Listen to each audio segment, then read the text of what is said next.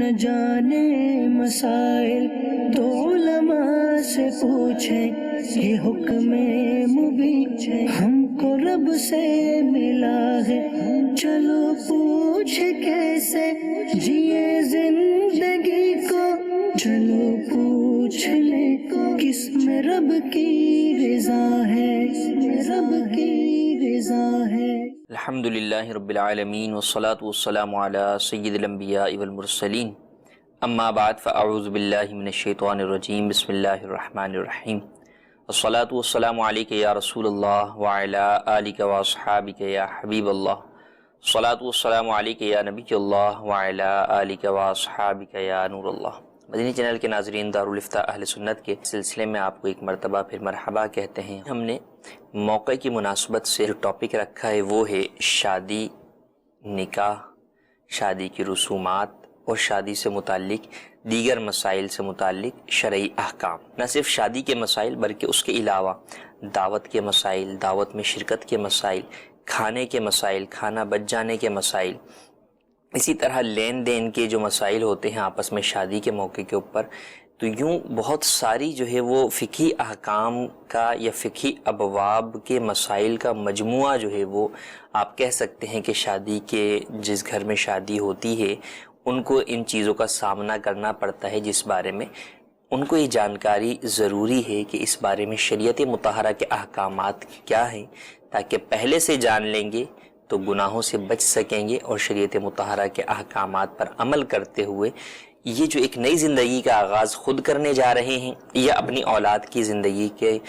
نئی زندگی کے آغاز کی ابتدا کرنے کے لیے جا رہے ہیں، اس کو بہتر طریقے سے سر انجام دے سکیں گے۔ ابتداً درود پاک کی فضیلت چنانچہ سنن نسائی شریف کی حدیث پاک ہے، نبی کریم صلی اللہ تعالی علیہ وآلہ وسلم نے ارشاد فرمایا،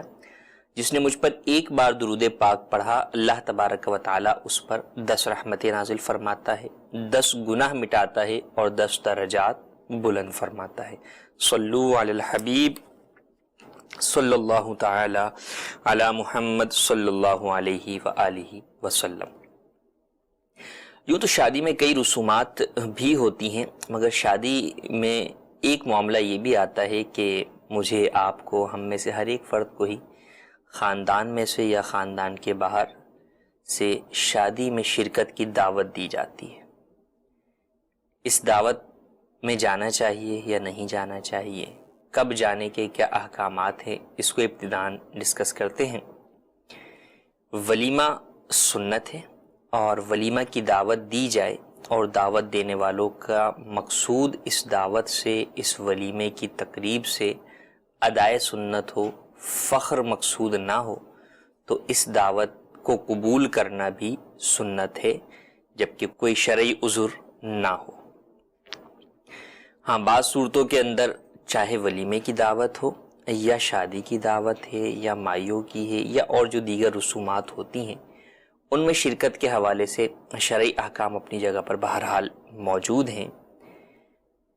اولاً تو یہ کہ جس دعوت میں جانا سنت ہے وہ بھی اس وقت جب کہ وہ محفل جو ہے وہ لغویات سے، خرافات سے، غیر شرعی امور سے پاک ہو، پردے کا انتظام ہو، بے پردگی نہ ہو، ناچ گانا نہ ہو، ان چیزوں سے پاک دعوت ہونا چاہیے، موسیقی نہ ہو۔ اگر دعوت ایسی جگہ پر ہے جہاں پر ان میں سے کوئی چیز پائی جا رہی ہے، موسیقی ہے اسی جگہ پر، تو انڈرسٹوڈ سی بات ہے کہ اب جانے کی اجازت نہیں ہے، سوائے اس کو جس کو پتہ ہے کہ میرے جانے کی وجہ سے یہ چیزیں بند کر دیں گے۔ گانے چل رہے ہیں، کوئی شہر کے بڑے مفتی صاحب یا امام صاحب جو ہے وہ آ جاتے ہیں، تو ان کے رتبے کا لحاظ کرتے ہوئے اہل محفل جو ہے وہ اس گناہ سے باز آ جاتے ہیں، تو اب انہیں چاہیے کہ وہ جائیں تاکہ یہ گناہ روکنے کا سبب بن جائے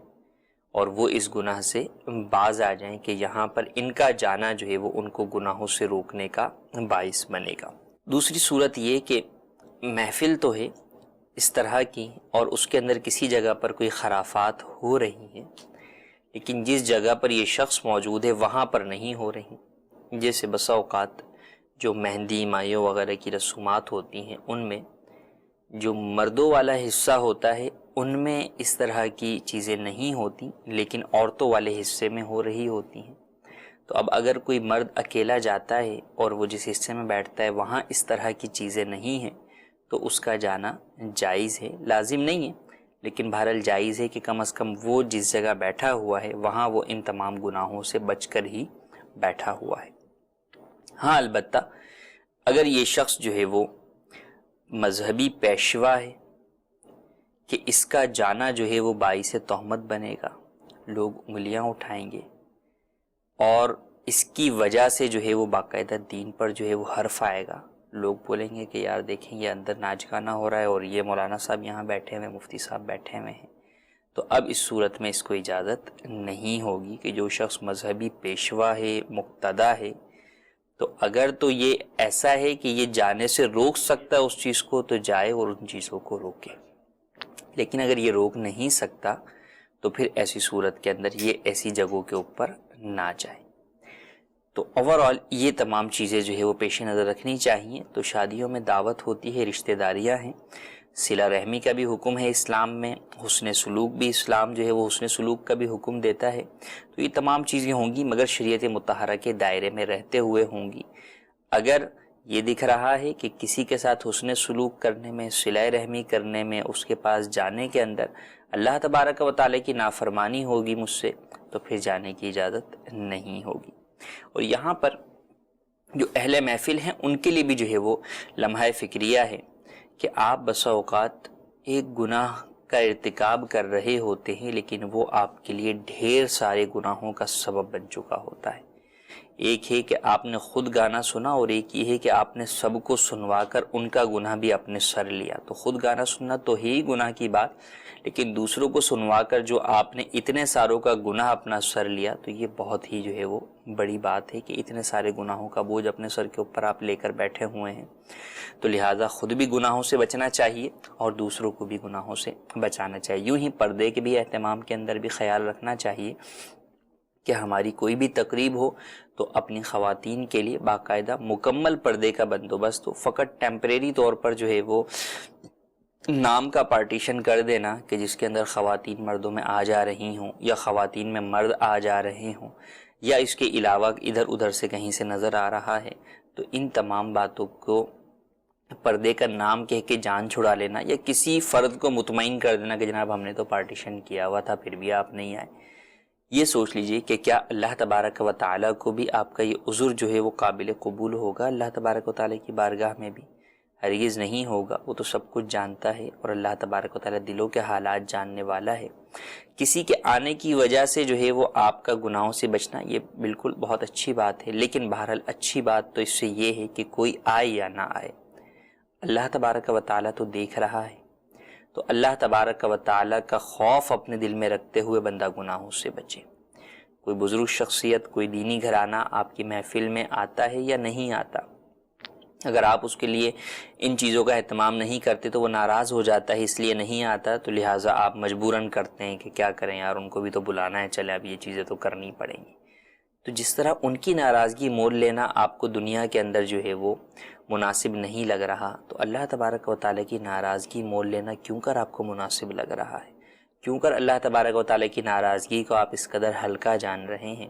اللہ تبارک و تعالیٰ کی ناراضگی بہت بڑی چیز ہے، انسان کو رب تعالیٰ کو راضی کرنا چاہیے اور اس کی ناراضگی والے ہر کام سے بچنا چاہیے۔ لہٰذا اللہ تبارک و تعالیٰ کی ناراضگی کو پیش نظر رکھتے ہوئے ہر قسم کے گناہ سے بچیں اور اپنی تقریبات کو بھی ہر قسم کے گناہ سے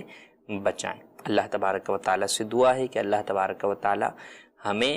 اپنی خوشی کے موقع پر، غمی کے موقع پر اور ہر موقع پر، زندگی کے ہر موڑ پر احکام شریعت کو فالو کرنے کی اور ان کی پیروی کرنے کی توفیق عطا فرمائے۔ جی آئیے بڑھتے ہیں آپ کی کالز کی طرف۔ جی کالز دیجیے۔ میرا سوال یہ ہے، مایو مہندی کرنا یا جوتے چھپائیے یا دودھ پلائیے، یہ کہاں تک درست ہے؟ جی رسومات کی بات ہوئی کہ جناب مختلف رسومات کی جاتی ہیں، مایو مہندی کی رسم کی جاتی ہے، جوتا چھپائی کی رسم ہوتی ہے، دودھ پلائی کی رسم ہوتی ہے، کار رکوائی کی رسم ہوتی ہے، کمرے کی بھی رکوائی کی رسم ہوتی ہے، مختلف رسومات ہوتی ہیں۔ سب سے پہلی بات تو یہ یاد رکھیے کہ رسم جو خلاف شریعت ہے اس کی اسلام میں ہرگز اجازت نہیں ہے۔ خلاف شریعت رسم کیسے ہوگی؟ اس میں کوئی چیز ناجائز شامل ہو۔ مثال کے طور پہ مائی و مہندی کی رسم کے اندر اب مہندی لگانا عورت کے لیے جائز ہے لیکن مرد کے لیے ناجائز ہے، تو اگر مہندی کی رسم جو ہے وہ مرد کے گھر پر ہو رہی ہے اور اس میں مرد کی خواتین جو ہے وہ مہندی لگا رہی ہیں تو اس میں حرج نہیں ہے جبکہ گانا باجا وغیرہ نہ ہو۔ لیکن اگر مرد کو مہندی لگائی جا رہی ہے تو انڈرسٹوڈ سی بات ہے کہ ناجائز و گناہ ہے، اس کی اسلام میں اجازت نہیں ہے۔ لگانے والا بھی گناہ گار، لگوانے والے بھی جو ہے وہ گناہ گار ہوں گے۔ یوں ہی مایوں کی جو ہے وہ آپ نے بات کی، اپٹن وغیرہ جو ہے وہ ملا جاتا ہے تو یہ ملنا جائز ہے، لیکن مرد کو اگر اس کی نامحرم عورتیں ملیں گی تو ناجائز ہوگا۔ یوں ہی اگر گھٹنا یا اس سے اوپر کے ستر کے حصے پر ملیں گی تو وہ بھی ناجائز ہوگا کہ اس کی بھی اجازت نہیں ہے، وہ چاہے محرم ملیں یا نامحرم ملیں۔ یہی حکم جو ہے وہ عورت کے لیے بھی ہے کہ عورت کو جو ہے وہ اس کے محارم عورتیں جو ہے وہ اپٹن ملیں، تو پردے کا بھی خیال جو ہے وہ رکھا جائے گا۔ اور اس کے علاوہ ان جو تقریبات میں عمومی طور پر ناچ گانا یہ ساری چیزیں ہوتی ہیں تو ان سے بچنا بھی ضروری ہے۔ اگر ان چیزوں سے پاک ہو کر یہ رسومات کی جائیں تو شرعاً ان میں کوئی حرج نہیں ہے، لیکن عمومی طور پر یہ ان ناجائز امور پر ہی مشتمل یہ رسومات ہوتی ہیں، اس لیے ان ناجائز امور پر مشتمل ہوتے ہوئے ان رسومات کی ہرگز اجازت نہیں ہے۔ دوسری آ جاتی ہیں وہ رسومات جن میں پیسے کا تعلق آ جاتا ہے، جیسے جوتا چھپائی کی رسم، دودھ پلائی کی، کمرہ رکائی کی یا کار رکائی کی رسومات ہوتی ہیں۔ تو ان میں دو پہلو ہیں، ایک تو یہ کہ اس کے اندر بے پردگی والا جو معاملہ ہوتا ہے کہ جوتا چھپائی وغیرہ کی رسم کے لیے جو پیسے مانگتے ہیں وہ جو ہے وہ بیوی کی بہنیں یعنی سالیاں مانگتی ہیں جو کہ نامحرم ہیں بہنوئی کے لیے، تو ان کا بے پردگی کے صورت میں آنا اور بے تکلف ہو کر یوں مطالبہ کرنا یہ بھی جائز نہیں ہے۔ تو ایک تو بے پردگی والا پہلو ہے۔ دوسرا پہلو اس کے اندر یہ ہے کہ اگر اس شخص کو اتنا فورس کر کے جو ہے وہ لیا جا رہا ہے کہ وہ خوشی سے نہیں دے رہا بلکہ بامر مجبوری جو ہے وہ اپنی جان چھڑانے کے لیے، اپنی عزت بچانے کے لیے اسے پیسے دینے پڑتے ہیں، تو بہرحال یہ پھر لینے والوں کے حق میں رشوت ہوگا اور یہ ناجائز ہوگا، اس کی اجازت نہیں ہے۔ یہ اس طرح کی تمام رسومات کا حکم ہے جس کے اندر پیسے وصول کیے جاتے ہیں۔ ہاں ایک یہ ہے کہ خوشی کے طور پر جو ہے وہ کوئی دے رہا ہے تو اس میں کوئی حرج نہیں ہے، لیکن جہاں پر یہ صورت بن جائے گی کہ اب اس کا تھا ارادہ کہ میں خوشی سے تو جو ہے وہ 2000 دے دوں گا، لیکن اب اس کو اس قدر جو ہے وہ اس بات پر عار دلائی گئی کہ اب مجبوراً اس نے 5000 روپے کا نوٹ اپنی جیب سے نکال کر تو دیا، لیکن یہ وہ بات اس بات پہ وہ بھی راضی نہیں ہے کہ 5000 دوں، تو بہرحال یہ ناجائز والی صورت ہوگی اور لینے والوں کے حق میں یہ رشوت ہوگا اور رشوت حرام ہے۔ تو اس کا خیال رکھنا ضروری ہے۔ اس میں بہتر یہی ہے کہ پہلے سے ہی انڈرسٹینڈنگ کر کے ان رسومات کی رقم جو ہے وہ فریقین باہمی رضامندی سے طے کر لیں، اور وہ جو طے ہو جائے وہ اس کی ادائیگی ہو، تاکہ یوں یہ عار دلانے والی کیفیت میں آ کر رشوت والی صورت نہ بنے۔ نیز ان رسومات کو جو بے پردگی والا ماحول ہے اس سے بھی بچانا ضروری ہے۔ جی مزید کال۔ میرا نام ہے سید عدنان شاہ۔ میرا جناب مفتی صاحب سے ایک یہ سوال ہے، جو یہ لڑکا لڑکی کم عمر میں پسند کی شادی کرتے ہیں، اس کے لیے حوالے سے جیسے کہ ایک طرف سے ایک فیملی راضی ہوتی ہے شادی کے لیے لڑکی سے اور دوسری طرف سے راضی نہیں ہوتے، جیسے کہ اور لڑکا لڑکی دونوں راضی ہیں، جیسے کہ لڑکے کی طرف سے لڑکے کے گھر والے راضی ہیں کہ آپ اس لڑکی سے شادی کر سکتے ہیں اور لڑکی کے گھر والے راضی نہیں ہیں، تو اس حوالے سے کیا ہو سکتا ہے کہ کب تک انتظار کرنا چاہیے، یا وہ پسند کی شادی کر سکتے ہیں یا نہیں؟ یہ پسند کی شادی کے اندر شادی کا معاملہ تو بات کی بات ہے، اولاً تو جو اس کے اندر اس سے پہلے کے معاملات ہیں اس سے متعلق بھی حکم شرع نہ صرف جاننا چاہیے بلکہ عمل کرنا چاہیے،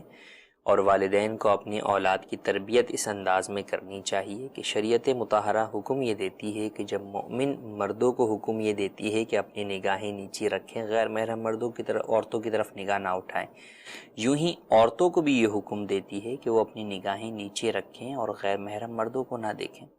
تو جو اسلام نگاہیں نیچے رکھنے کا حکم دیتا ہے وہ اسلام کیوں کر اس بات کی اجازت دے سکتا ہے کہ نامحرم لڑکا اور لڑکی آپس میں ایک دوسرے سے پیار کی باتیں کریں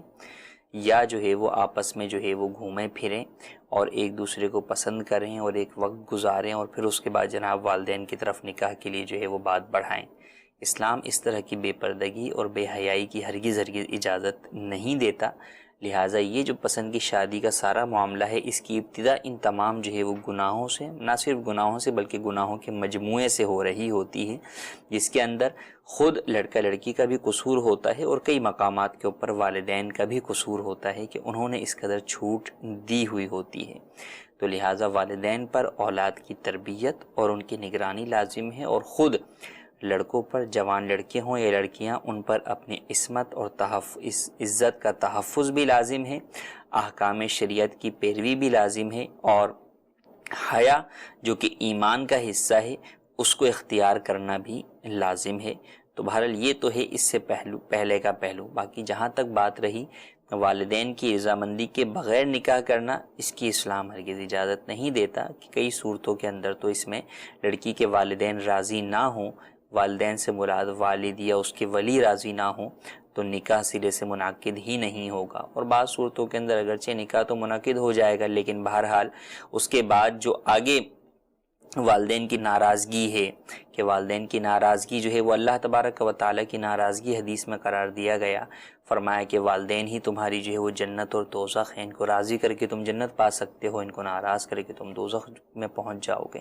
تو پتہ چلا کہ والدین کی ناراضگی یا ان کی رضامندی یہ بہت جو ہے وہ اہم چیز ہے، کہ ان کی رضامندی حاصل کرنی ہے اور ان کی ناراضگی سے بچنا ہے. تو فقط اپنی پسند کے لیے، جس میں ابتدا میں ہی کئی گناہ کر کے آئے، اب والدین کو ناراض کرنا، کئی صورتوں کے اندر پورے خاندان سے لا تعلق ہو جانا، ان تمام جو گناہوں کے اندر پڑ جاتے ہیں. اور پھر آگے یہ افراد یہ بھی سوچیں کہ خود ان کی اپنی اولاد ان کے ساتھ جو ہے وہ کیا کرے گی. تو بہرحال ایک عقل مند باحیا مسلمان اس بات کو کبھی بھی اختیار نہیں کرے گا کہ وہ یوں پسند کی صورت کے اندر بے حیائی والے کاموں کی طرف چلے، یا اپنے والدین کو یا لڑکی کے والدین کی رضامندی کے بغیر جو ہے وہ اس طرح کے کسی بھی نکاح کے طرف قدم بڑھائے. بلکہ ایک مسلمان حیا کا پیکر ہوتا ہے، اسلامی احکام پر عمل کرنے والا ہوتا ہے، وہ اپنے والدین کو بھی راضی کرتا ہے، وہ حیا کے تمام تقاضوں کو پورا کرتے ہوئے ہی نکاح کو اختیار کرتا ہے. کہ نکاح کا مقصد ہی معاشرے کے اندر حیا اور پاکیزگی کا فروغ ہے، بے حیائی سے روکنا اس کا مقصد ہے، نہ یہ کہ اس کے ذریعے سے یا اس سے پہلے جو ہے وہ بے حیائی کی طرف بڑھایا جائے. جی مزید کو میرا مفتی صاحب سے یہ سوال ہے کہ یہ جو شادی حالوں میں کھانا بچتا ہے، آیا بچنے والا کھانا ہم غریبوں میں تقسیم کر سکتے ہیں؟ یہ جائز ہے؟ کوئی گناہ تو نہیں ہے؟ جی، بچنے والا کھانا غریبوں میں تقسیم کرنا، شادی بیاہ کے اندر کھانا بہت سارا ضائع بھی ہوتا ہے، بہت سارا بچ بھی جاتا ہے. اب یہ سوال کس کی طرف سے ہے یہ بھی دیکھنا ضروری ہے. کہ شادی ہال والا یہ پوچھ رہا ہے کہ میں غریبوں میں تقسیم کر سکتا ہوں، تو کھانا تو شادی ہال والے کا ہے ہی نہیں، کھانا تو شادی جن کی تھی ان کا ہے. تو اب انہی کو دیا جائے، اب وہ جیسا کہیں اس کے مطابق عمل کیا جائے. بسا اوقات پلیٹوں کے اندر بچا کچا جو ہے وہ ہوتا ہے، تو اس پر تو شادی والوں کو کوئی اعتراض بھی نہیں ہوتا کہ بھئی یہ تو پلیٹوں کا بچا ہوا ہے، تو یہ آپ کسی کو بھی جو ہے وہ دے دیں، تو وہ غریبوں میں بھی تقسیم کیا جا سکتا ہے. اور ایسا نہیں ہے دیگ میں جو ہے وہ بچا ہوا کھانا ہے تو اس میں بہرحال ان کی رضامندی ضروری ہے. اگر وہ اجازت دیتے ہیں کہ آپ غریبوں میں تقسیم کر دیں یا جناب شادی ہال کے عملے میں تقسیم کر دیں تو آپ کر سکتے ہیں، ورنہ آپ کو وہ کھانا ان کو واپس کرنا ہوگا. ان کی رضامندی کے بغیر نہ ہی آپ غریبوں میں تقسیم کر سکتے ہیں اور نہ ہی اپنے عملے کو کھلا سکتے ہیں. تو اس بات کا خیال رکھنا بھی بے حد ضروری ہے. جی مزید میرا مفتی صاحب کی بارگاہ میں سوال یہ عرض ہے، اگر کوئی شخص 2 رکعت نفل پڑھ رہا ہے جسے اشراق کی نماز پڑھ رہا ہے، اگر وہ اشراق کی نماز میں چاشت کی بھی نیت کر لیتا ہے، تحیت الوضو کی بھی کر لیتا ہے، صلاۃ الحاجت کی بھی کر لیتا ہے اور دیگر نیتیں بھی کر لیتا ہے نوافل کی، تو کیا یہ 2 رکعت کافی ہو جائیں گی؟ اس پر کچھ خلاصہ کلام فرما دے. جی مزید کال. مفتی صاحب سے سوال یہ ہے کہ اگر فجر کے وقت ختم ہونے میں 5 منٹ رہ گئے تو صبح 5 کھلی اور غسل بھی فرض ہو اور کپڑے بھی ناپاک ہوں، تو ایسی صورت میں کیا کیا جائے؟ جی مزید کال. میرا مفتی صاحب سے یہ سوال ہے کہ ٹائمنگ کے حساب سے کہ رات 12 بجے کے بعد جو اوور ٹائم ہو جاتا ہے اس کی چارجنگ لے سکتے ہیں گھنٹے کے حساب سے یا نہیں لے سکتے؟ جی پہلا ہم آخری ویڈیو سوال کا جواب دیتے ہیں کہ 12 بجے جو ہے وہ ہمارے کئی شہروں کے اندر یہ ٹائمنگ ہے کہ آپ 12 بجے شادی ہال خالی کر دیں گے، اور یہ قانونی اعتبار سے جو ہے وہ لازم ہوتا ہے بعض جگہوں کے اوپر۔ تو جہاں قانوناً منع ہے 12 بجے کے بعد بھی آپ کی تقریب کو آگے کرنا، تو وہاں پر شادی ہال والے کا شادی والوں سے یہ کہنا ہے کہ بھئی اگر اس کے بعد آپ کریں گے تو آپ مجھے پیسے دیں گے، اور وہ آگے پھر جو ہے وہ رشوت جو ہے وہ دے کر اس معاملے کو چلاتا ہے، تو اس کا یہ رشوت دینا بھی ناجائز ہے اور خلاف قانون کام کرنے کی بھی اس کو اجازت نہیں ہے۔ ہاں اگر کسی جگہ قانونی طور پہ منع نہ ہو، شادی ہال والے ہی جو ہے وہ اپنا ٹائم فکس کر کے بیٹھے ہوئے ہیں کہ بھئی ہم آپ کو 9 سے 12 تک کے لیے ہم نے رینٹ پہ یہ دیا ہے، اگر آپ اس کے بعد لیٹ کریں گے تو ہم پر گھنٹہ آپ سے اتنے جو ہے وہ چارج کریں گے، تو یہ جائز ہے، اس میں حرج نہیں ہے جبکہ خلاف قانون نہ ہو۔ اگر قانون کی خلاف ورزی ہے تو پھر قانون کی خلاف ورزی کرنے کی اجازت ہی اس کو نہیں ہوگی۔ ایک ہمارا سوال تھا کہ 2 رکعت نفل میں کیا کئی نیتیں کی جا سکتی ہیں؟ یہ مسئلہ اوورآل نہیں ہے کہ آپ 2 رکعت نفل میں جتنی چاہیں نیتیں کر لیں۔ کئی نوافل کے بارے میں یہ بیان کیا گیا ہے کہ اس میں آپ کر سکتے ہیں، یا بعض میں تو یہ ہے کہ آپ نیت نہ بھی کریں تو وہ ادا ہو جائے گی۔ مثال کے طور پہ فجر کا وقت تھا، وضو کیا اس نے اور مسجد میں آیا، اور ابھی اس کے اعضائے وضو اگر جو پانی تھا وہ بھی خشک نہیں ہوا تھا، اور اب اس نے 2 رکعت سنت فجر ادا کر لی،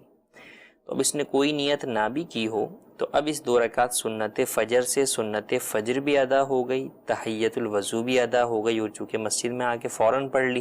تو تحیت المسجد بھی ادا ہو گئی۔ تو اس طور پر تو جو ہے وہ درست ہے۔ یوں ہی رات کو کوئی شخص جو ہے وہ 2 رکعت نفل پڑھتا ہے اور اس میں صلاۃ التوبہ اور صلاۃ الحاجت دونوں کی نیت کر لیتا ہے، تو اس میں بھی کوئی حرج جو ہے وہ نہیں ہے۔ لیکن اب کوئی کہے کہ جناب میں 2 رکعت پڑھوں، اس میں اشراق کی بھی نیت کر لوں، چاشت کی بھی نیتیں کر لوں، اور دیگر بھی ساری نیتیں شامل کر لوں، تو یہ نہیں ہو سکتا۔ علماء نے جن نمازوں سے متعلق، جن نفل نمازوں سے متعلق بیان کیا ہے کہ یہ یوں مل کر ہو سکتی ہیں کہ ان میں نیت جو ہے وہ کافی ہے، کہ وہ عمومی نوافل جو ہے وہ قرار پاتے ہیں، وہ خاص نفل وہ والے نہیں ہیں کہ جس کے اوپر جو ہے وہ کوئی فضیلت احادیث کے اندر وارد ہوئی ہے، جیسے اشراق کی الگ فضیلت ہے، چاشت کی جو ہے وہ الگ فضیلت ہے، تو وہ دونوں الگ الگ ہی جو ہے وہ پڑھی جائیں گی تو ہی فضیلت حاصل ہوگی۔ دوسرا سوال ہمارا کہ فجر کا وقت ختم ہونے کے قریب ہے، اٹھے اور غسل بھی فرض ہے، کپڑے بھی ناپاک ہیں، تو کیا کریں؟ کپڑے تبدیل کر کے، اور غسل ممکن نہیں ہے اس وقت کے اندر، تو پھر تیمم کر کے آپ نماز پڑھ لیجئے، اور بعد میں غسل کر کے اس نماز کا اعادہ کریں گے، تو اس وقت پڑھنے سے یہ ہوگا کہ آپ کی نماز قضا ہونے سے بچ جائے گی۔ بعد میں اعادہ بہرحال اس کا واجب رہے گا کہ بعد میں غسل کر کے مکروہ وقت گزر جائے تو اس نماز کا اعادہ کر لیں۔ اس چیز کا خیال رکھنا ضروری ہے۔ یوں ہی فجر میں اس بات کا بھی خیال رکھنا ضروری ہے کہ سلام پھیرنے سے قبل سورج طلوع نہ ہو جائے۔ اگر فجر کا وقت ختم ہو گیا، سورج طلوع ہو گیا، اور ابھی آپ نے نماز فجر کا سلام نہیں پھیرا تھا تو نماز فاسد ہو جائے گی۔ اس صورت کے اندر اس نماز کو دوبارہ پڑھنا ہوگا۔ جی مزید کال دیجیے۔ دارالفتہ اہل سنت میں مفتی صاحب کی خدمت میں گزارش ہے کہ شادی میں بارات کی کیا شرعی حیثیت ہے، اور کس کس کو بلانا چاہیے اور کس کس کو جانا چاہیے، رہنمائی فرما دیں۔ جی دارالفتہ مفتی صاحب کی بارگاہ میں عرض ہے کہ اگر میں اپنے بچوں کی شادی کرتا ہوں تو میں اپنے رشتہ داروں کو بلاتا ہوں، وہ مجھے کپڑے وغیرہ بھی دیتے ہیں اور ولیمے پہ پیسے بھی دے جاتے ہیں۔ جب وہ اپنے بچوں کی شادی کرتے ہیں تو مجھے بلاتے ہیں، میں مصروف ہوتا ہوں، ٹائم نہیں ملتا، تو میں یہ کہہ دیتا ہوں کہ میں نہیں جاتا، جب وہ چھوٹے بچوں کی شادی کریں گے تو میں اس وقت چلا جاؤں گا، اور پیسے بھی میں ان کو نہیں دیتا واپس۔ ہو سکتا ہے وہ یہ عمل کرنے سے وہ مجھ سے ناراض ہو جائے اور چھوٹے بچوں کے وقت وہ مجھے بلائے نہ، تو اس کے بارے میں رہنمائی فرما دیں کیا۔ جی مزید کال۔ عرض کرنا چاہتا ہوں ہال کے حوالے سے، یہ ساؤنڈ کے حوالے سے گانے باجے حرام کام ہے، یہ ہمارے ہال میں ہوتا ہے، میری نگرانی میں ہوتا ہے یہ، تو और इसकी बहुत सारे लोगों को रिश्वत देनी होती है, तो मैं इसकी रहनुमाई चाहता हूँ आपसे। जी, पहला सवाल ये कि भाई बारात की क्या हैसियत है और किसको बुलाना चाहिए, किसको जाना चाहिए। बारात की हैसियत यूं तो नहीं है कि भाई एक निकाह असल जो है वो चीज़ है और निकाह के बाद जो है वो रुखसती होती है। इसमें टाइम पीरियड में वक्फा भी आ सकता है। हमारे यहाँ जो है वो पहले निकाह बारात में ही हुआ करता था, अब निकाह जो है वो बारात से अक्सर जगहों के ऊपर हमारे यहाँ बाबुल मदीना में, कराची में पहले हो जाता है। बारात फ़कत रुखसती वाली जो है वो महफ़िल होती है, तो शरई एतबार से उसमें कोई वो नहीं है कि भाई फ़लाँ को बुलाएं या फ़लाँ को ना बुलाएं। ये तो वलीमे भी नहीं है। हाँ, बेहतर ये है कि आप अपनी तकरीबात के अंदर फ़कत अमीरों को ना बुलाएं, बल्कि गरीबों का भी ख्याल रखें, रिश्तेदारों को बुलाएं, हुस्न सलूक और सिला रहमी के एतबार से करीबी रिश्तेदारों को बुलाएं, जिन दोस्त अहबाब को बुला सकते हैं उन्हें बुलाएं। और किसको जाना चाहिए, जिसे दावत दी गई है और उसे मालूम है कि वहाँ पर गुनाह वाली चीज़ें नहीं हैं और वो जा सकता है, तो उसे जाना चाहिए कि दावत के अंदर शिरकत से मुसलमान भाई के दिल में खुशी दाखिल होगी, तो मुसलमान को खुश करना ये भी एक अच्छा और नेकी का काम है। दूसरा सवाल इसी से मुताल्लिक है कि शादी के अंदर उम्मी तौर पर जब आते या जाते हैं तो लेन देन का सिलसिला होता है, कुछ हम तहाइफ देते हैं, कैश देते हैं, और यही जब दूसरे की शादी होती है तो वो हमें उन्हें देना पड़ता है। हमारी शादी के मौके पे, हमारे बच्चों की शादी के मौके पे वो लौटाते हैं। इसकी मुख्तलिफ़ सूरतें मुख्तलिफ़ बिरादरियों के एतबार से होती हैं। बाज़ जगहों के ऊपर तो ये बाकायदा जो है वो इसको न्योता कहा जाता है और इसका बाकायदा लिखत पढ़त होती है कि भाई किसने क्या दिया, और आइंदा फिर जब उनके घर कोई शादी होती है या कोई तकरीब होती है तो उसमें उसको लौटाया जाता है। अगर ये वाली कैफियत है तो इसकी हैसियत कर्ज़ की है कि ये जिसने आपको दिया तो वो कर्ज़ है, अब जो आप लौटाएंगे तो वो आप कर्ज़ लौटाएंगे। अब होता है कि मिसाल के तौर पे किसी ने 1000 दिया तो हम जब नेक्स्ट टाइम गए तो हमने 1500 दिए, तो गोया कि 1000 रुपये तो जो पहले वाले ने दिए थे ये उसका कर्जा उतर गया और 500 रुपये मज़ीद मेरी जानिब से उस पर कर्ज चढ़ गया कि अब जब वो मेरी तरफ आएगा तो वो मुझे देगा। तो जिन बिरादरियों में यूँ लिखत पढ़त और हर चीज़ का हिसाब होता है, बाकायदा पूछा जाता है, कहा जाता है, तो वहाँ तो ये सूरत हाल है कि इसकी कर्ज़ की हैसियत है। वहाँ पर अगर आप नहीं भी जा रहे तो बहरहाल आपको वो कर्ज उतारना होगा, चाहे आप जाएं या वो ना भी बुलाएं तो भी जो है वो आप जो है वो उनका एक कर्ज उतार दीजिए। और जहां ऐसी सूरत हाल नहीं है कि वहां पर फ्लेक्सिबिलिटी है, वहां कोई इस तरह लिखत पढ़त नहीं होती, अपनी मर्जी से है जो दे दे और वापसी में भी खुशी से ही लोग जो है वो दूसरे के तौर पे दे देते हैं। या दोस्त अहबाब में होता है कि रिश्तेदारों में तो ये न्योते वाली सूरत होती है, लेकिन जनाब दोस्त अहबाब में अगर इस तरह आना जाना हो या वो किसी को दें तो वहाँ पर ये मकसूद नहीं होता कि नहीं ये भी जो है वो दे और फिर उसके ऊपर पूछ गछ या उस पर तान व तशनी करना या आर दिलाने वाली सूरत ना पाई जाए, तो वहाँ पर जो है वो ये कर्ज़ वाली सूरत नहीं होगा, वो फ़कत तोहफ़ा होगा, हिबा गिफ्ट करार पाएगा। तो वो जो भी किसी को देगा तो वो उसका गिफ्ट करार पाएगा। तो बहरहाल तोहमत के मौके से भी बचना चाहिए, बदगुमानी से भी दूसरे लोगों को भी बचाना चाहिए। किसी जगह पर अगर हम नहीं जा सकते और हमें मालूम है कि इस वजह से ये बात आएगी कि यार पैसे देने का वक्त आया तो अब ये जो है ना वो शिरकत नहीं कर रहे, तो ऐसे मौक़ों के ऊपर खुद जाने की भी कोई सूरत बनाई जाए, जबकि गुनाह वाली जो है वो वहाँ पे शिरकत में गुनाह की सूरत ना हो, लेकिन जहाँ ये सूरत हो तो वहाँ पर 1-2 दिन पहले जो है वो जाकर जो लेन देन वाला मामलात है वो कर लिए जाएं, ताकि ये शिकवा जो है वो सामने वालों का ख़त्म हो जाए। और जहाँ पर कर्ज़ वाली जैसे कि मैंने कहा सूरत बनेगी तो वहाँ पर तो बहरहाल आपको अदायगी करनी ही होगी। जी, तीसरा सवाल, हॉल में गाने बाजे जो है वो चलाए जाते हैं और इसमें रिश्वत भी दी जाती है और भी दीगर मामलात होते हैं। कानूनी एतबार से कई जगहों के ऊपर मना होती हैं ये चीज़ें, शरई एतबार से तो वाज़ेह तौर पर हराम है गाने बाजे चलाना बजाना, चाहे आहिस्ता आवाज़ में बजाएं चाहे तेज़ आवाज़ में बजाएं, लेकिन बाज़ जगहों पर कानूनन भी मना होती है। तो अब वहाँ पर कानून की लोगों को बड़ा खौफ होता है, हालांकि खौफ तो दर हकीकत अल्लाह का होना चाहिए, लेकिन लोग अल्लाह तबारक व तआला को छोड़कर, उसके अहकामात को छोड़कर कानून की पैरवी के पीछे जब चलते हैं तो अब पता है कि भाई पुलिस आएगी, तो लिहाजा अब जो है वो उनका मुंह बंद करवाने के लिए उन्हें रिश्वत दी जाती है। تو یہ رشوت دینا بھی حرام اور قطع نظر رشوت کے گانے باجے چلانا بھی حرام. اگر اس کے اندر خود شادی والا جو ہے وہ انوالو ہے، شادی ہال والا، تو یہ بھی گناہ گار ہے. تو شادی ہال والوں کو بھی اس چیز کی طرف بڑھنا چاہیے کہ یہ گناہ پر مددگار نہ بنے. کئی تو خود آفر کرتے ہیں کہ ہم آپ کو یہ انتظام کروا کے دے دیتے ہیں، ہمارے جاننے والا جو ہے وہ ہے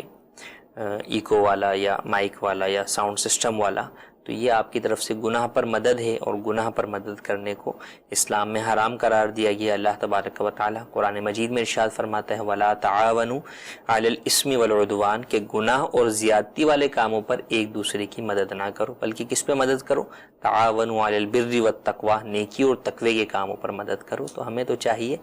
کہ شادی ہال والے اپنی باقاعدہ جو ہے وہ اس پہ لکھ دیں کہ بھئی ہمارے شادی ہال کے اندر آپ کو ہم رینٹ پہ اسی صورت میں دیں گے جبکہ آپ جو ہے وہ گانے باجے کسی چیز کا بھی کوئی اہتمام نہیں کریں گے. آپ ایگری کرتے ہیں تو ہم آپ کو رینٹ پر دیں گے، ورنہ نہیں دیں گے. تو یہ ہونا چاہیے تاکہ آپ کی یہ شرط ان کو گناہوں سے روک سکے، اور آپ کے لیے بھی انشاءاللہ عز و جل یہ چیز جو ہے وہ نیکی کا باعث بنے گی، کاروبار میں برکت کا باعث بنے گی. بظاہر ہو سکتا ہے کہ بعض لوگ آپ کے گاہک اس طرح سے دور چلے جائیں، لیکن ان کا دور چلے جانا ظاہراً تو مال جاتا ہوا آپ کو دکھ رہا ہوگا، در حقیقت جو آپ کے پاس ہے وہ خیر و برکت جو ہے وہ لے کر آئے گا. تو ان باتوں کا خیال رکھنا چاہیے. جی مزید کو ڈاکٹر شاہد الدین قادری عرض کر رہا ہوں. معلومات یہ کرنا ہے کہ جیسے کوئی سرکاری ملازم ہوتے ہیں تو ان سے دیگر جو اسٹاف ہوتا ہے وہ کام کرواتا ہے، جیسے آفیشیلی کام ہوتے ہیں نا، تو وہ ان کا کام کرنے کے لیے مختلف دفاتر میں جانا پڑتا ہے. تو وہاں پہ اچھے لوگ بھی ہوتے ہیں اور ایسے بھی ہوتے ہیں کہ جو کہ وہ کہتے ہیں کہ کچھ نہ کچھ آپ دیں تو ہی کام کیا جائے گا. اب یہ جو ہیں بیچ میں جو یہ سمجھیں کہ وہ کلرک ہیں لیکن مذہبی وابستگی ہے، مذہبی وضاحت ہے، اب وہ مجبور ہو جاتا ہے کہ جس کا کام ہے اسے کہتا ہے کہ بھائی ٹھیک ہے آپ وہ اتنے پیسے مانگ رہے ہیں آپ دے دیں، میں آپ کا کام کرا دیتا ہوں. تو اس طرح سے وہ پیسے لینا پھر وہاں دینا اور کام کروانا، جبکہ وہ ڈیوٹی مجبوری کروانا بھی ہے. ایسی صورتحال میں شریع کیا حکم ہوگا؟ جی مزید کال. میرا سوال یہ ہے کہ میرے سے چھوٹی بہنیں ہیں، پہلی شادی ان کی کرنی لازمی ہے یا پھر میری لازمی ہوگی؟ جی پہلا سوال یہ کہ سرکاری ملازم جو ہے وہ ہے اور رشوت کا معاملہ ہے. اولاً تو یہ کہ سرکاری ملازم کے ذمے جو کام حکومت کی طرف سے ہے کہ بھئی تم ملازم ہے، اس بات کہ تمہارے ذمے یہ کام ہے، تو اس کام کا اس کا اپنے پیسے وصول کرنا کہ میں کام نہیں کروں گا جب تک کہ تم بھی مجھے پیسے نہیں دو گے، تو یہ رشوت ہے، حرام ہے، اس کی اسلام میں اجازت نہیں ہے، کیونکہ اسے انہی کاموں کی جو تنخواہ حکومت دے رہی ہے تو شرعاً بھی جائز نہیں ہے، اور کسی بھی معاشرے میں قانوناً اور اخلاقاً بھی اس کی اجازت نہیں ہے. تو کسی بھی طور پر اس کی اجازت نہیں ہے. اور جو ایک محکمے کا ملازم ہوتا ہے دوسرے محکمے کے کام کرتا ہے، اس میں تو دو پہلو ہیں. اولاً تو اپنے محکمے کے ٹائم کے اندر یہ اپنے محکمے کا کام چھوڑ کر کسی تھرڈ پارٹی کا کام دوسرے محکمے سے کروانے کے لیے جا رہا ہے، تو اس کا اپنے ڈیوٹی ٹائم میں دوسروں کا کام کرنا یہی ناجائز و گناہ ہے. اس کی اسلام میں اس کو اجازت نہیں ہے، چاہے جائے کہ یہ اگلا سوال کرے. دوسری بات یہ کہ دوسرے محکمے کے ملازمین کا رشوت کا تقاضا کرنا اور اس کا اصل پارٹی سے لے کر دیکھنا یا ان دونوں کے درمیان جو ہے وہ رشوت کے حوالے سے ایجنٹ بننا، یہ بھی ناجائز و حرام ہے کہ یہ گناہ پر جو ہے وہ مدد ہے. اس کی اسلام میں ہرگز اجازت نہیں ہے. اسے چاہیے یہ کہ اولاً تو تھرڈ پارٹی کا کام لے تو اپنے ڈیوٹی ٹائم میں کام نہ کرے، اپنے ڈیوٹی ٹائم کے علاوہ کام کرے، اور اپنے اثر و رسوخ کی بنیاد کے اوپر جائز کام کرواتا ہے، سفارش کر دیتا ہے کہ یار اس کی فائل رکی ہوئی ہے اور جو قانونی تقاضے ہیں وہ پورے ہیں تو یار اس کو ذرا دیکھ لو. تو یہ تو ایک نیکی کے اوپر مدد ہے کہ بھئی ڈپارٹمنٹ کی طرف سے رشوت طلب کی جا رہی ہے، یہ کہتا ہے کہ یار رشوت نہیں مانگو، بندے کا کام کر دو، تو اب اس کے اثر و رسوخ کی وجہ سے دوسرا کام کر دیتا ہے، تو یہ تو ٹھیک ہے جبکہ قانونی تقاضے پورے ہوں. اور اگر ایسا نہیں ہے، قانونی تقاضے پورے نہیں ہیں، یا جناب جو ہے یہ اپنے ڈیوٹی ٹائم کے اندر اپنا کام چھوڑ کر تھرڈ پارٹی کے لیے سفارشیں کرتا پھر رہا ہے جس کی وجہ سے اپنے کام میں ہرا جا رہا ہے، تو اس کا یہ کرنا بھی جائز نہیں ہے. تو بہرحال رشوت کی کسی بھی صورت کے اندر اجازت اس صورت میں نہیں ہے. اور یہ کہے کہ جناب میں خود تو کچھ بھی پیسے نہیں لے رہا، میں تو اس پارٹی کا کام کروا رہا ہوں اور انہیں پیسے لے کے دے رہا ہوں، تو یہ بیچ میں جو دلال بن رہا ہے رشوت کا، یہ بھی اس کا کرنا حرام ہے، اس کو اس کی ہرگز اجازت نہیں ہے۔ دوسرا سوال یہ ہے کہ میں چھوٹا ہوں تو اب بہنیں جو ہے وہ بڑی ہیں، یا دوسری صورت بھی ہوتی ہے کہ بھائی بڑا ہے لیکن بہنیں چھوٹی ہیں، تو معاشرے کا یا خاندان کا تقاضا یہ ہوتا ہے کہ بھئی پہلے بہنوں کی شادی کریں پھر تمہاری شادی ہوگی۔ شادی کے لیے شرعی اعتبار سے، نکاح کے لیے یہ ضروری نہیں ہے کہ جناب چھوٹوں کی پہلے شادی ہو یا بہنوں کی پہلے شادی ہو یا پہلے بڑوں کی شادی ہو پھر چھوٹے کی ہو۔ اس شرعی اعتبار سے ان تمام قیودات کی کوئی ضرورت نہیں ہے۔ والدین کی رضامندی سے آپ پہلے بھی شادی جو ہے وہ آپ کی ہو سکتی ہے، بہنوں سے پہلے بھی ہو سکتی ہے، بہنوں کے بعد بھی ہو سکتی ہے۔ ہاں البتہ چونکہ دیکھا یہ جاتا ہے کہ اگر بڑے بھائی کی شادی کر دی جائے تو پھر وہ اپنے بال بچوں کو سنبھالنے میں تو لگ جاتا ہے، نیچے اپنے بھائیوں کی بہنوں کی شادی کے لیے جو اس نے پیسے جمع کرنے ہیں ان تمام چیزوں کی طرف سے لاپرواہ ہو جاتا ہے، جس وجہ سے عموماً معاشرے میں یہ کانسیپٹ جو ہے پروان چڑھا کہ جناب پہلے بیٹیوں کی کر دو، ورنہ اگر بیٹے کی پہلے کر دی تو یہ تو پھر اپنی بیوی بچوں میں مصروف ہو جائے گا، تو پھر یہ ان بیٹیوں کی شادی کے لیے کون جو ہے وہ اخراجات اٹھائے گا، کون برداشت کرے گا، کون جمع کرے گا۔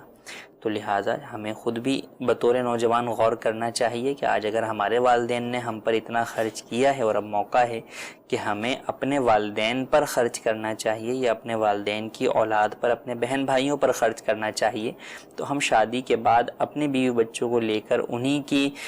خرچے کو لے کر فکر مند ہوتے رہیں اور اپنے فیملی کی طرف سے، والدین کی طرف سے، بہن بھائیوں کی طرف سے مکمل طور پر جو ہے وہ لاپرواہ ہو جائیں، تو یہ انداز درست نہیں ہے۔ تو جب ہم اپنے اس انداز کو تبدیل کریں گے تو شاید معاشرے میں پروان چڑھنے والی یہ جو ایک کانسیپٹ ہے یہ بھی ختم ہونا شروع ہو جائے گا۔ لیکن بہرحال یہ کانسیپٹ ختم ہو یا نہ ہو، بہرحال نکاح کی اجازت ہے پہلے بھی اور بعد میں بھی، اور بعد میں بھی چاہیے کہ والدین کی بھی خدمت کریں اور بہنوں کے بھی جو حقوق بنتے ہیں بھائی کے اوپر ان کی ادائیگی کی بھی کوشش کرتے رہیں۔ میسج جو ہے وہ ہم شامل کرتے ہیں۔ ایک سوال یہ ہے کہ اگر عورتیں ٹی وی دیکھیں تو اس کو بے پردگی تو نہیں کہیں گے؟ دیکھیں ٹی وی کے اندر اگر عورتیں بھی بے پردگی والی چیزیں دیکھتی ہیں تو وہ بھی بے پردگی ہوگی۔ اگر جو ہے وہ اس کے اندر مردوں کو دیکھتی ہیں اور مردوں کا لباس جو ہے وہ غیر شرعی ہے، یا کسی مرد کو دیکھنے میں شہوت کا اندیشہ ہو تو اس کو دیکھنے کی اجازت نہیں ہے۔ یوں ہی فلمیں ڈراموں کے اندر قطع نظر بے پردگی کے اور بہت ساری جو ہے وہ بیہودہ باتیں ہوتی ہیں، بے حیائی کی باتیں ہوتی ہیں، موسیقی ہوتی ہے، تو یوں کفریہ کلمات تک ہوتے ہیں، تو اس اعتبار سے ان کو دیکھنے کی اجازت نہیں ہے۔ تو عام جو ہے وہ ٹی وی کو دیکھنا یا پروگرامز کو دیکھنا میں نہیں سمجھتا کہ گناہوں سے بچ کر ممکن ہو سکے گا، لہٰذا دیکھیں تو فقط مدنی چینل دیکھیں، اسی بات کا خیال رکھیں، دیگر جو ہے وہ چینل سے یا دیگر پروگرام سے آپ جو ہے وہ اپنے آپ کو بچا کر رکھیں کہ اسی میں آپ کی دین کا، دنیا کا اور آخرت کا جو ہے وہ فائدہ ہوگا، اور انشاءاللہ عز و جل حیا سے متعلق جو ہے وہ احکامات مدنی چینل کے ذریعے سے سیکھنے کو ملیں گے، اور نہ صرف سیکھنے کو ملیں گے بلکہ عمل کا جذبہ بھی ملے گا۔ اللہ تبارک و تعالی سے دعا ہے جو سنا اسے یاد رکھنے، اس پر عمل کرنے، اسے دوسروں تک پہنچانے کی سعادت نصیب فرمائے، اور ہمیں ان احکام شریعت پر عمل کرتے ہوئے اپنی خوشی اور غمی کی تقریبات کو گزارنے کی، سنبھالنے کی، ارینج کرنے کی، آرگنائز کرنے کی توفیق عطا فرمائے۔ آمین بجاہ النبی الامین۔ صلو علی الحبیب صلی اللہ تعالی علی محمد صلی اللہ علیہ وآلہ وسلم۔ نہ جانے مسائل تو علماء سے پوچھیں، یہ حکم مبین ہم کو رب سے ملا ہے، چلو پوچھ کیسے جیے زندگی کو، چلو پوچھ لیں کس میں رب کی